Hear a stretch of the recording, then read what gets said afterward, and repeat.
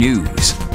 Breaking news this morning, one person is fighting for their life after an overnight stabbing. Authorities say officers were called to the area of 66 and Emmett around 11 o'clock last night for a report of a disturbance. When they arrived, officers found one person with a stab wound. Life-saving measures were underway as the victim was being taken to the hospital. OPD says several people are now being questioned by detectives. Stay with First Alert 6 on air, on online, as we work to find out more information. All right, it's good to have you with us on this Tuesday morning on First Alert 6 streaming. I'm Erin Hartley. Great to have you guys back. I'm Cerise Cole, along with meteorologist Jared Lansford, senior chief meteorologist Rusty Lord, who's tracking not only some rain showers, but the temperatures as they just drop this morning. Yeah, and we're going to struggle to warm today. So yesterday the sunshine got into the low 70s. We don't have anything close to that today. It's 50s and 60s. That's the best we can do. So we get a look out across the city and, oh, hey, our friend's still there. The Falcon hanging out in the bottom corner there. So he's keeping an eye on things. Either that or he's looking for breakfast. Either one of those two. So out the door this morning, you got temperatures in the 50s. 52, north breeze at about 10 miles per hour. It's not warm when you step out. And the kids are going to want some warmer clothes as they go out, and you as well. You can see the showers moving to the north, the steadier batch anyway. More down to the southwest, down in parts of central Kansas as well. So there's a lot of these little rounds to move through. As you can see, it's never steady rain, but we just can't remove it from the forecast until probably later on this evening. So it's scattered morning and afternoon showers, new development down there around Lincoln. So at the same time we're cooling off a little bit, these showers will move in and likely bring some warmer air with them. So not going to get a lot of sunlight today to help us warm. We're just going to have to rely on the warm air moving in from the south. Well, it's 52 in Omaha, 57 Papillion, 56 in Springfield. So numbers could bounce around a little bit here over the next couple of hours as some of that warmer air starts to move in. You can see 61 in Shenandoah, Falls City, a little bit of a southeast breeze. We'll try to drag some of that up with some of the rain showers too. So first alert to that.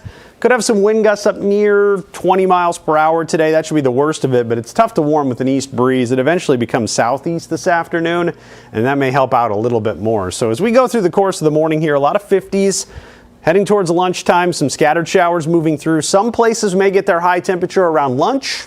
Some places may get it later on this evening. It's going to vary a lot depending upon when the rain showers move through, but nobody will do any better than 60s for the most part. By 2 o'clock, some scattered showers still left over, and by 4 to 5, most of these are pretty much done. And then maybe even a little clearing there to round out the day, 7, 8 o'clock. And overnight tonight, things are pretty quiet. Aside from, again, a very random light shower, most of us likely to stay dry and somewhat comfortable heading into tomorrow. Now, rainfall today, more small chances tomorrow.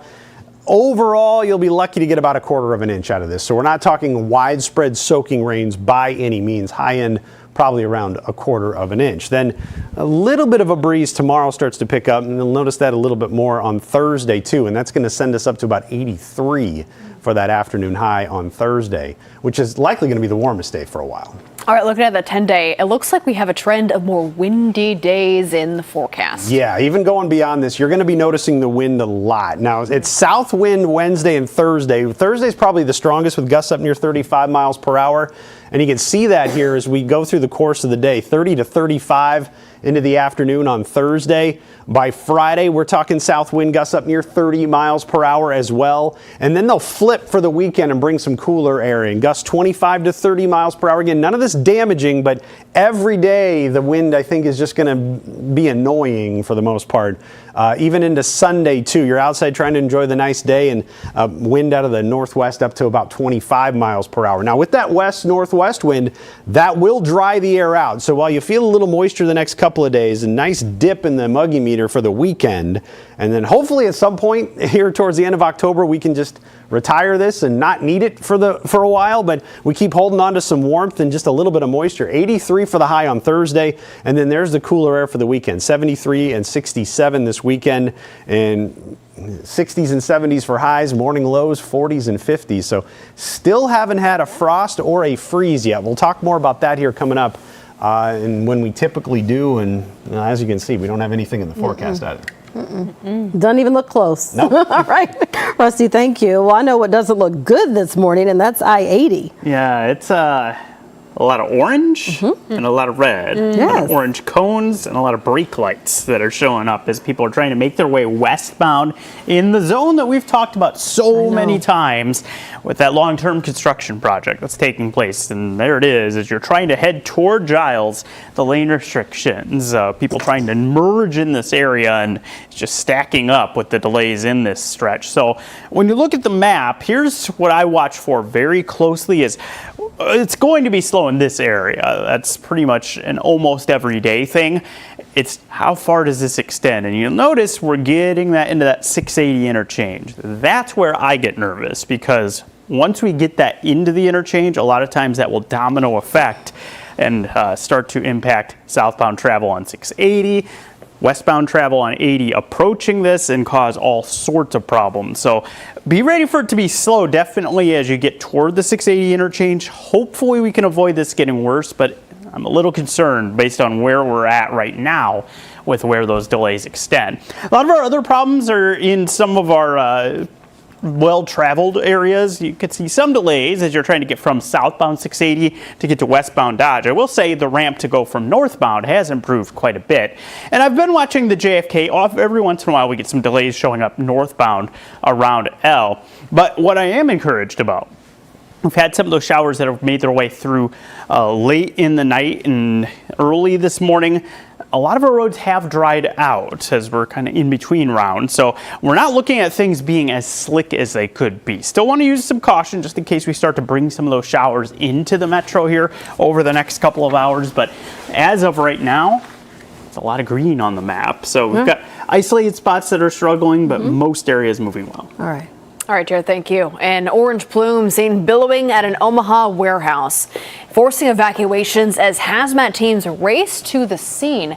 Thankfully, investigators say the danger in this area has since passed. This happened at the Chem Station warehouse near 36th ND. Now, according to their website, the company produces industrial cleaning chemicals. 3 workers were decontaminated on site as a precaution. They did not have to go to the hospital.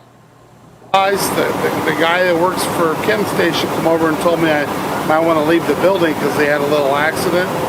So apparently they'd mixed a couple chemicals and had a bad reaction. Chem Station's cleanup contractor is handling this remaining work. Now, so far, the company has not returned our calls for comment. A first alert this morning for some Iowa communities who are now under a level red drinking water advisory. They include the towns of Kirkman, Elkhorn, Exira, and Brayton.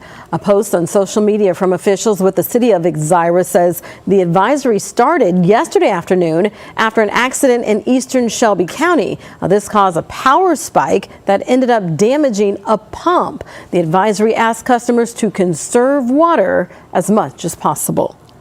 All right, now over here at the safety desk, joined by Maria Cade. Maria, you have some new numbers on cancer rates. Yeah, there's a new study that's showing that the rates are rising across the board, and really for one specific age group, they say younger people, unfortunately. So the American Association for Cancer Research found rates of breast cancer, colorectal, endometrial, pancreatic, and kidney cancers are all rising. And while the reasons for this increase are unknown right now, experts say it could be because advances in screenings are allowing cancer to be detected earlier than ever before. But they also say it could be pretty likely because there is a better access to screenings and more people are going and getting those screenings. At least we're getting them. All right, Maria, thank you very much. We're back after this.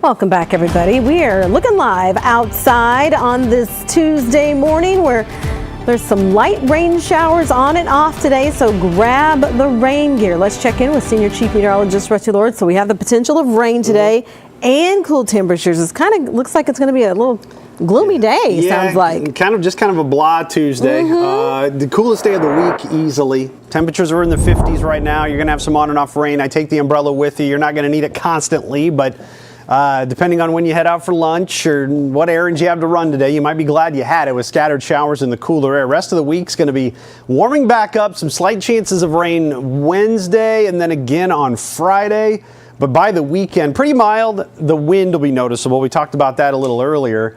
As many days will have wind gusts with them. You can see another batch of showers developing southwest of the metro, more moving to the northeast. So rounds of rain trying to move on through a little bit around Cass County, down in Otoe County right now. Some very, very light showers with all of this. And that's the key. Nothing's really going to add up to all that much with these.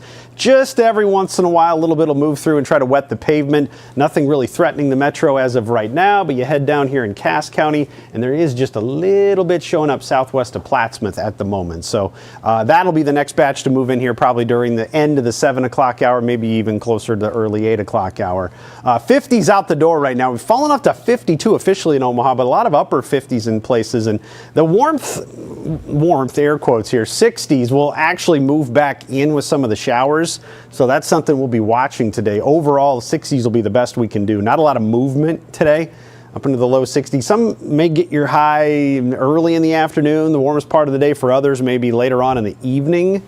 Muggy meter does go up over the course of the day too, so you could have the windows open, a little refreshing to start, but I think there's a little more humidity in the air by the end of the day. You'll probably notice that too. Rain chances over the next 24 hours. You can see into the afternoon. They do shut off for the evening hours and then try to pick back up with a little light stuff heading towards tomorrow morning. But overall, best rain chances right here in the middle of the day. Additional rainfall, like I mentioned, not a ton today, a quarter of an inch at most, and then we tack on a little bit more Wednesday.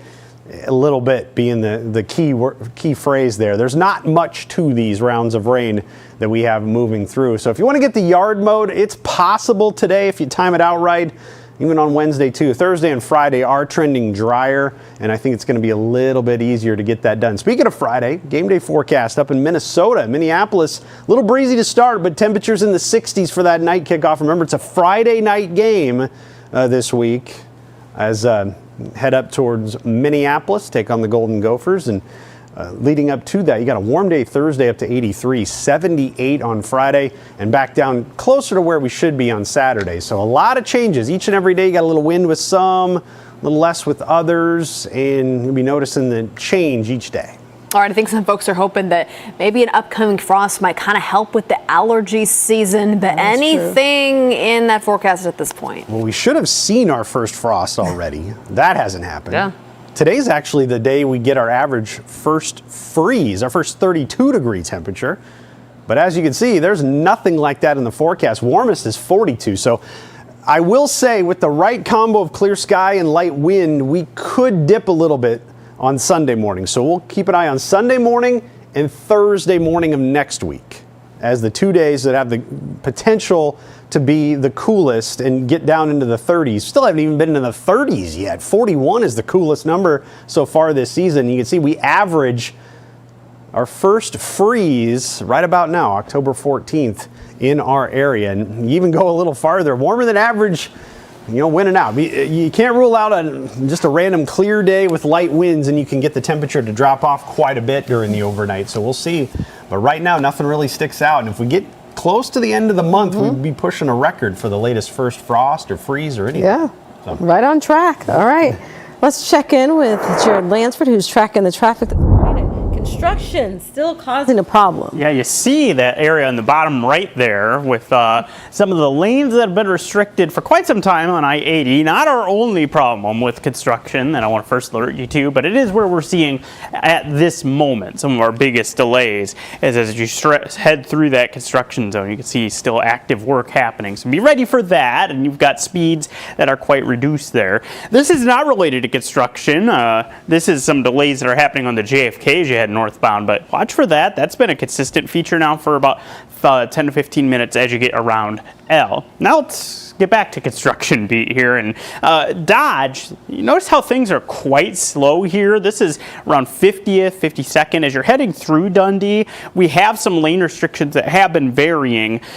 This morning, eastbound is where we're looking at some of those, but we're seeing some impacts with some delays that are showing up in both directions at times. So watch for that. It's through the middle of next week where we'll have some of this work happening in that area. Let's go a little further to the north for one that starts today. And this is 30th right through Florence.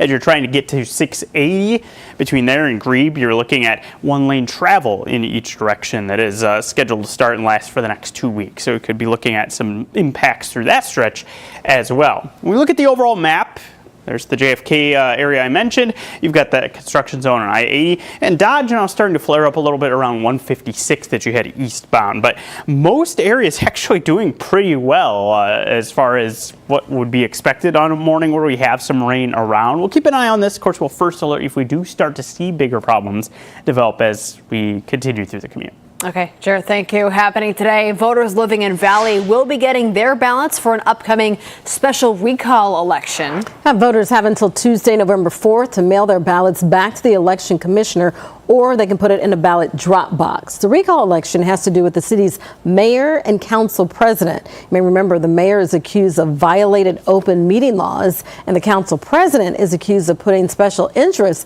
ahead of his job as a public servant. To our Blue Jays extra coverage now. For the fourth year in a row, Creighton men's basketball enters the season ranked. Yeah, the Jays checking in at number 23 in the preseason AP poll. Creighton is one of 3 Big East teams in the poll, joining 4th-ranked UConn and 5th-ranked St. John's. The Jays host 16th-ranked Iowa State for an exhibition that is Friday night. All right, coming up, find out what happens when Latin music and spooky season combine. A Halloween display that is anything but typical when we come back.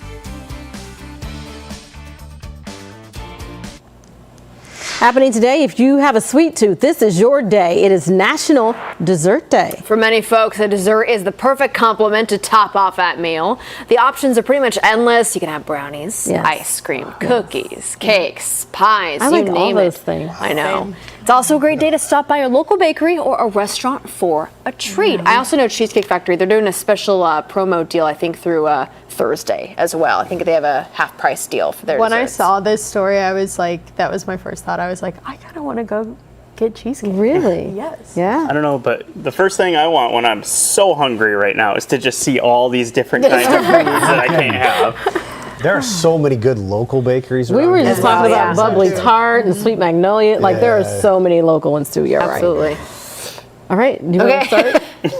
I know, right? A front yard in Watertown, Massachusetts has turned into a spooky Bad Bunny themed Halloween display. Yeah, and it's getting a lot of attention. So it's actually Bad Bunny themed. The yard is full of skeletons, some wearing the Puerto Rican icon's famous outfits and accessories. Are you guys liking this?